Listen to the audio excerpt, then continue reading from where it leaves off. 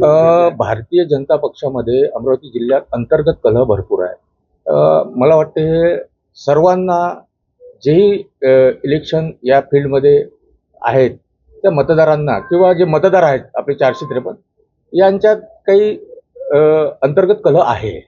तर त्या कलहाचा निश्चित आपल्याला फायदा होईल असं आमचे जे वरिष्ठ आहेत, जेवढे काँग्रेसचे नेते ज्यांची मी आता नावं घेतले आणि माझाही अभ्यास आहे, मतदार यादी मी तपासली आहे, तर त्या दृष्टीने आम्ही पूर्ण कॅल्क्युलेशन्स केले.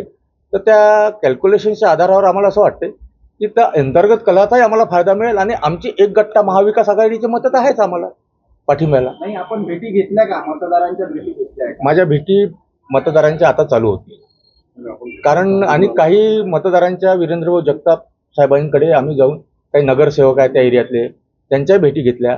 इवन धामणगावमध्ये पूर्ण सदस्य भारतीय जनता पक्षाचे त्यांच्याही भेटी घेतल्या. अंतर्गत कलह मला जाणवला, त्या दृष्टीने आम्ही पावले आपली उचलत आहे आणि पुढे पुढे जाण्याचा आम्ही प्रयत्न करू. एकीकडे जर पाहिलं तर शक्ती प्रदर्शन करून काय असते, काही नियम जे आहे आपले सरकारचे ते नियम पाळावे लागतात.